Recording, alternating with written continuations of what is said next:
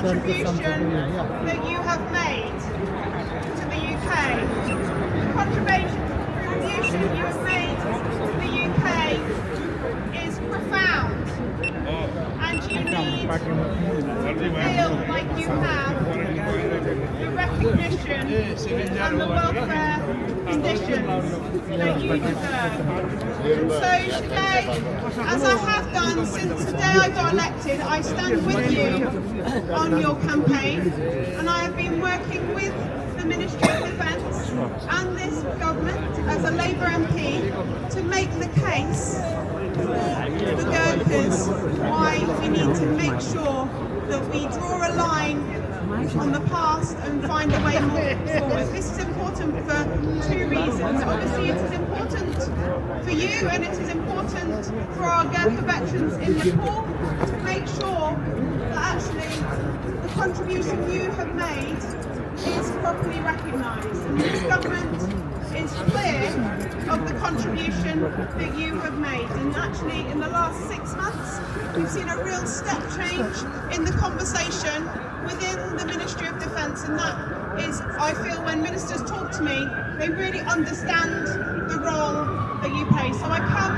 with a message of hope that you are being listened to and you are being recognised. The other reason this is important is because this is fundamentally about a relationship between the UK and Nepal.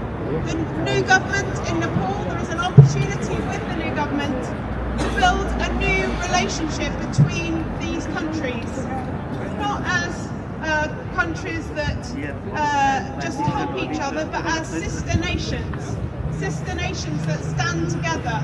And actually, you know, beyond these issues, hopefully we can get resolution to the issues you face. But I want to see this government step forward and create a new relationship with Nepal, where we stand together in an even bigger, in an even more profound way. Because boy oh boy, is there a lot of uncertainty in the world, and that uncertainty requires stronger relationships in the world. And this is not just about defence. This is not just about global security. Obviously, the Gurkhas will always play a huge role in our national security, you know, and that they play a huge role in our army. But I actually am also very positive about the new relationship we can build around trade, about prosperity, you know, making sure that actually we as nations support each other across a whole different variety of ways.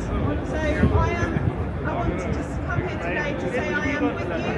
I will work with you. We may not get final decisions out of the MOD today, but I hope that you will see that we are moving in the right direction. And I will continue to do everything I can to make sure that we get the best possible outcomes and we secure this new relationship between our sister nations. Thank you very much for having me today, and Jai Nepal, Jai UK.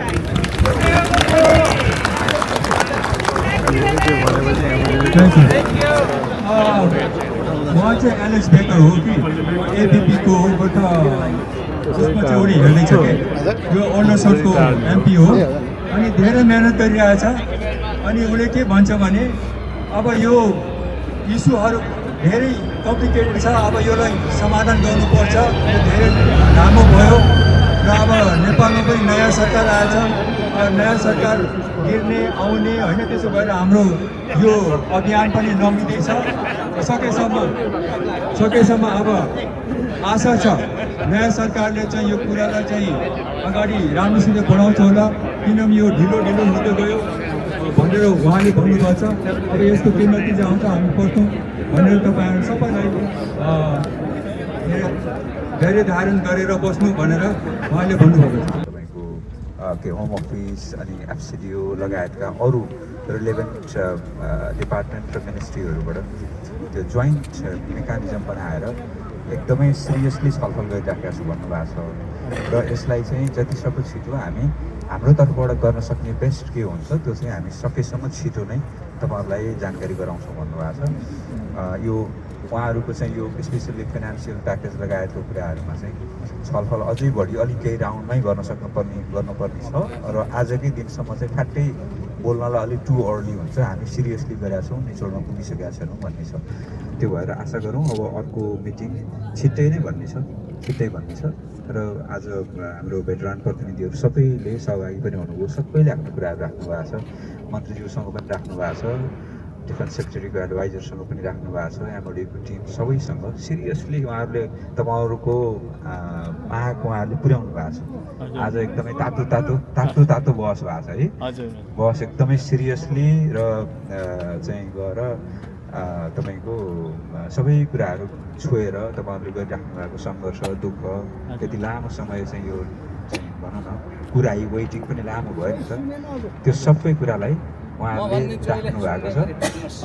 Hopefully अब next मिटिङमा केही अलिकति तपाईँहरूलाई share गर्ने tangible केही कुरा होला।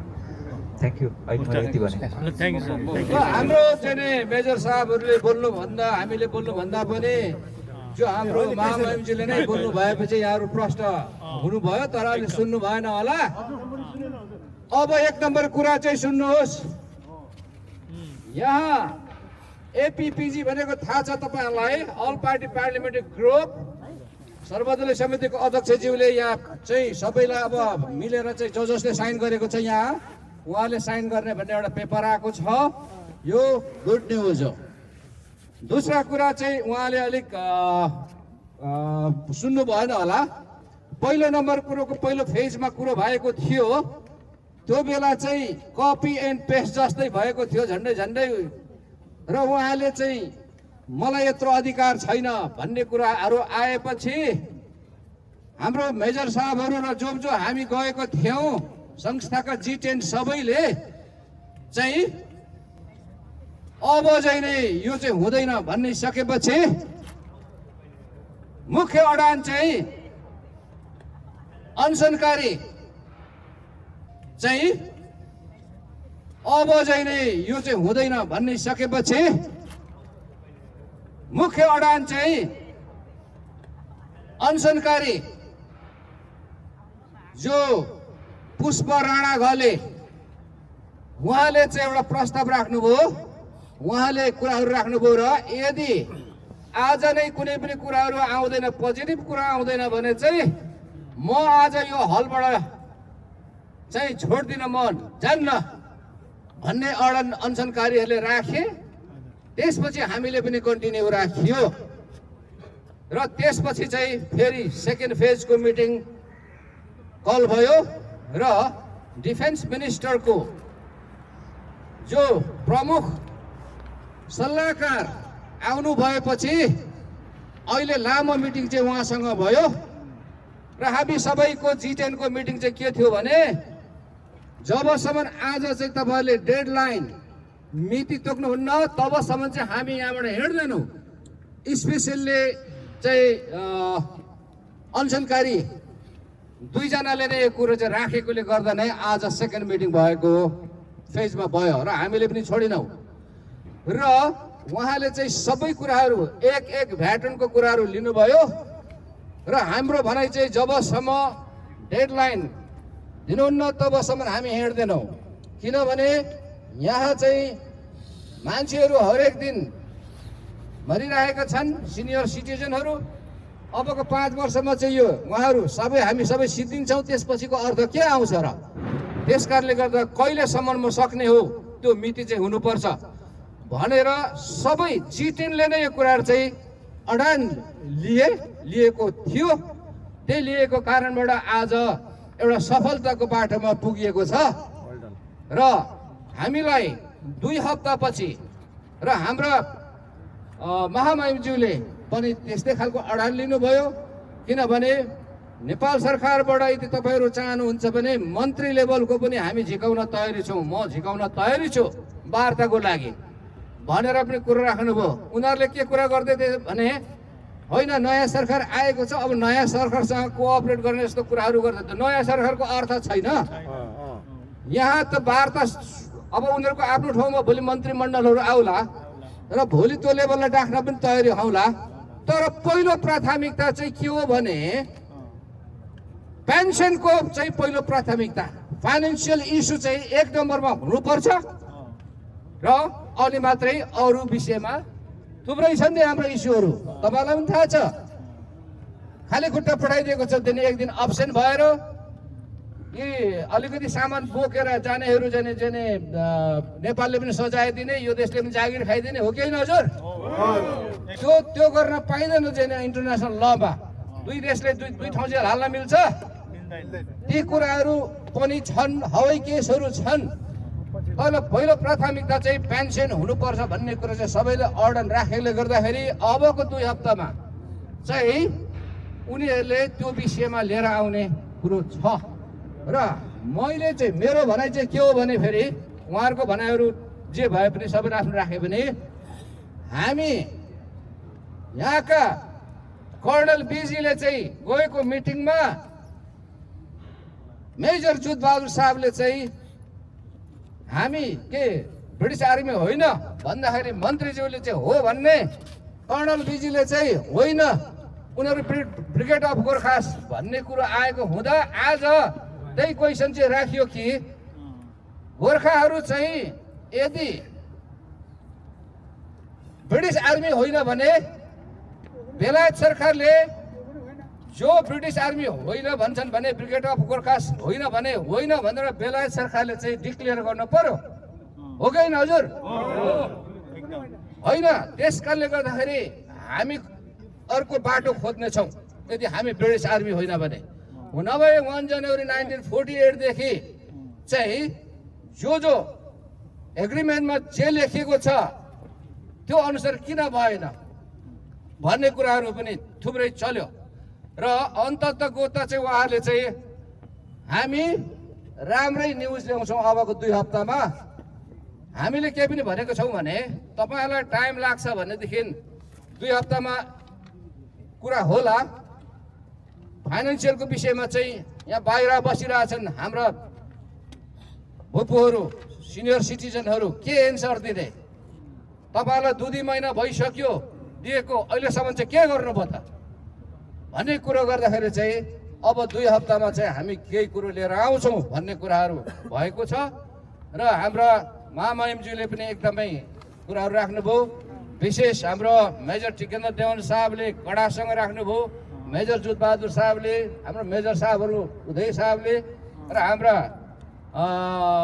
विजय नेसाका अध्यक्षज्यूले र अनसनकारीहरूले त तपाईँको चाहिँ आज कुनै पनि डिसिजन हाम्रो सबैभन्दा डेडलाइन दिनुहुन्न भने हामी चाहिँ चल्दैनौँ भनेर चाहिँ अनसनकारीहरूले कुरा राखेका कारणबाट स्पेसल्ली पुष्प राणा घलेज्यूले चाहिँ म चाहिँ आज उठ्दिनँ भनेको भन्नुभयो। र त्यो कुरोलाई पनि उहाँले सिरियस भएपछि इमिडिएट उहाँको प्रमुख आएर चाहिँ यी कुराहरूलाई एक्सेप्ट गरेर सबै कुराहरू लेखेर लगेको छन्। ढिलै होस् राम्रै होस् भन्नेमै छौँ नि हामी, होइन हजुर? अब आज नै ले भनेर चाहिँ उनीहरूले डिस्कस गरिसकेको छैनौँ। हामी भित्र सिरियसली सबै कुरा हेरिरहेको छौँ। भन्दै पनि हामी पनि मूर्ख, आजै सुना नत्र भने हुँदैन भन्यो भने त भएन होला नि। के भयो हजुर? भएन होला नि त। त्यस कारणले गर्दाखेरि हामीले के पनि भनेको थियौँ भने हामीले के दिएको थियौँ? अल्टिमेटम यो मार्चको अन्तिममा दिएको थियौँ, होइन हजुर? यदि नहुने भने त 1 तारिकदेखि सुरु गर्नु पर्यो होला नि त, के परेन? होइन। अर्कोतिर तपाईँहरूले सबैले सामाजिक सञ्जालमा देख्नु भएको छ नेपाल सरकारले 8वटा पोइन्ट चाहिँ राम्रोसँगले अदालतलाई चाहिँ नेपाल सरकारलाई के दिएको छ हजुर? हुकुम दिएको छ, होइन हजुर? किन होला त भन्दाखेरि हामीले के गर्यौँ भने अन्तर्राष्ट्रिय सम्बन्ध समितिले दिएको निर्देशन, मिनी पार्लिमेन्ट नेपालको सर्वदलीय समितिले दिएको निर्देशन नमानेको हुँदा हामीले यो किन मानेन? यदि होइन भने त यो त सँगसँगै हटाइदिए भयो भन्ने कुरा पनि हामीले राखेका थियौँ। र त्यो मुद्दाको फैसला परै आउनु पर्ने थियो। केही प्राविधिक गडबड भनौँ, फेरि अहिले कुटै खाइएला कोही पार्टीको मान्छेहरू होला, त्यसो चाहिँ भनि नहालौँ। केही प्राविधिक गडबडले गर्दा परै फैसला भइसकेको कुरा यसपालि मात्रै आयो। मलाई पनि महावीर पुन्छ नभन्नु होला है फेरि। अनि फैसला आएकोले गर्दा त्यो कुरो पनि हामीले विशेष हाम्रा यहाँका महामहिमजी थ्रुबाट मेजर जुद्धबहादुर साहबको थ्रुबाट चाहिँ भित्रभित्र पठाइएको थियो। त्यसो हुँदाखेरि त्यो कुरोबाट चाहिँ उहाँलाई चाहिँ के भयो भने अब यहाँको निक्लेक जो थर्ड पार्टीको अध्यक्षज्यूले भने जस्तो जबसम्म तपाईँको सरकारले खुट्टा कमाउँछ तबसम्म हाम्रो सरकारले दिँदैन, हामी गोराहरू चिसो हुन्छौँ भनेको थियो नि त, हो कि नजर? र अब चिसो होइन, अब तातो हुने दिन आएको छ, किनभने अब नयाँ सरकार आएको छ। त्यहीमाथि अब नयाँ सरकारले चाहिँ हाम्रो त्यो अदालतले दिएको निर्देशन अनुसार चाहिँ अगाडि पक्कै बढ्छ।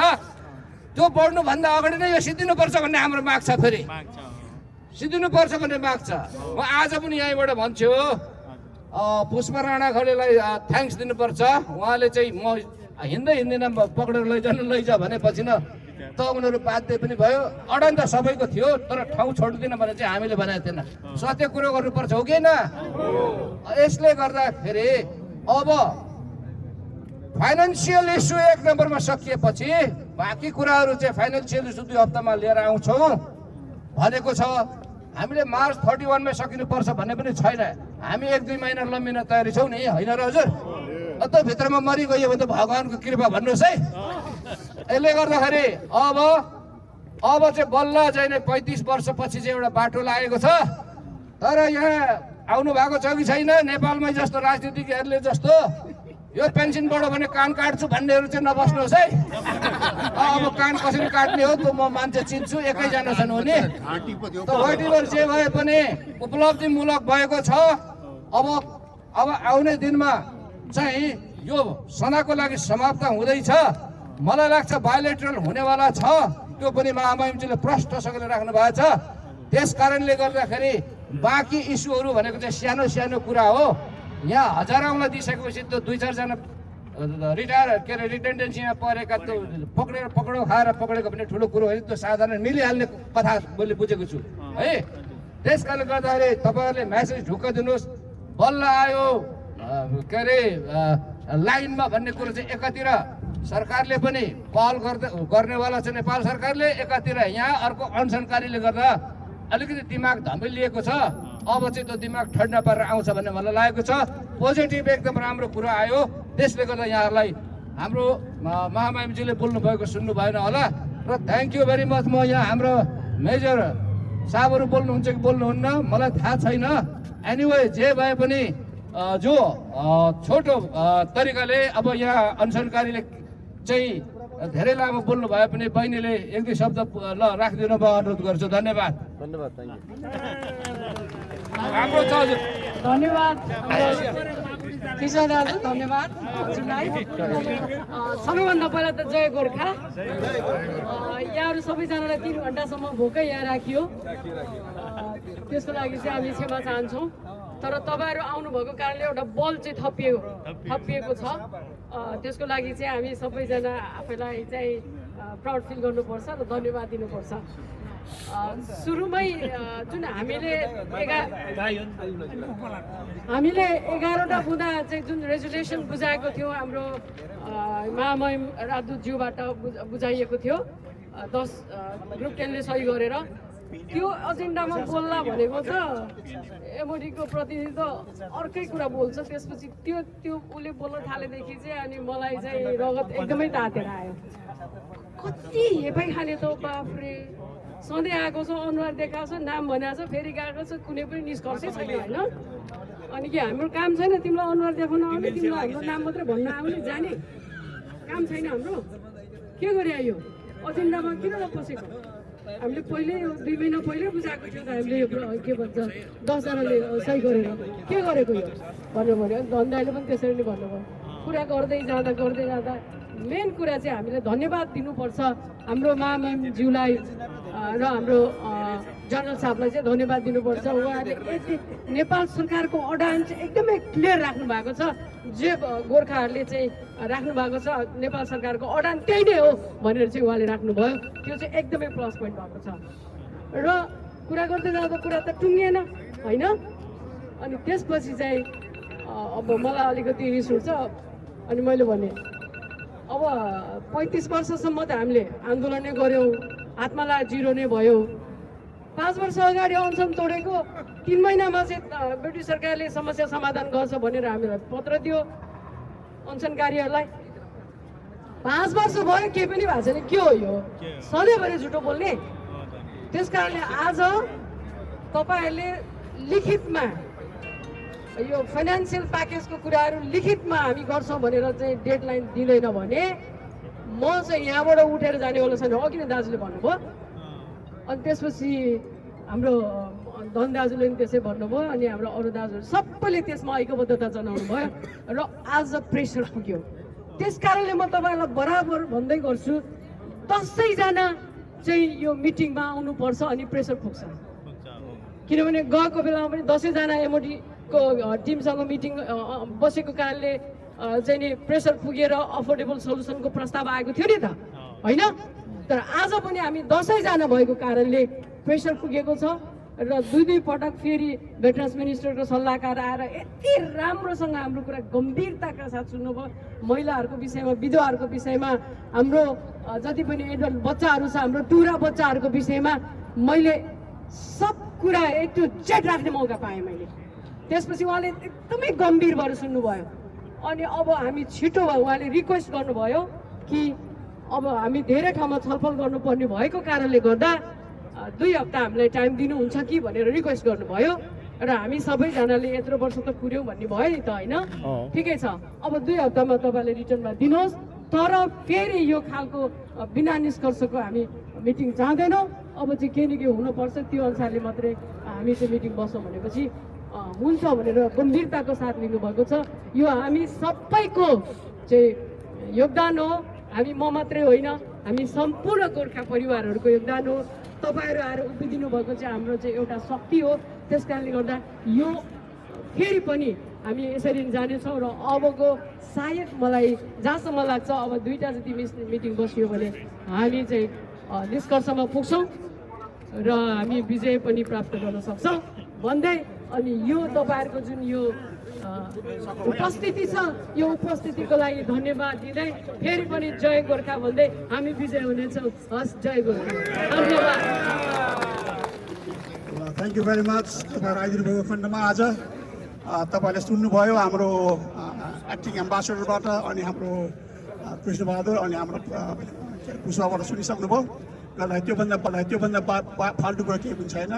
आशा छ सबैले चाहिँ कोसिस गरेकै छ भित्र गएर कुरा गर्दाखेरि, होइन? आशा छ उनीहरूले केही न केही लिएर विदिन 2 हप्ताभित्र आउँछ होला। त्यहाँबाट के हुन्छ भन्न सक्दैन। त्यति दिनसम्मको लागि तपाईँहरू पर्खनुहोस्। अब हामीले त्यतिखेर खबर गरौँ होला। 2 हप्तासम्ममा चाहिँ उनीहरूले चाहिँ केही न केही लिएर आउँछु भनिराखेको छ। पोजिटिभ आउँछ कि नेगेटिभ आउँछ थाहा छैन है त्यो चाहिँ। तर मन्त्रीहरूले चाहिँ के भन्नुपर्छ भने उनीहरू चाहिँ सिरियस भएर काम गर्दैछ है। त्यसले गर्दाखेरि त्यो आशा गरौँ। भरोसा चाहिँ अलिक पढौँ कि नपढौँ पक्का थाहा छैन। Thank you very much everyone.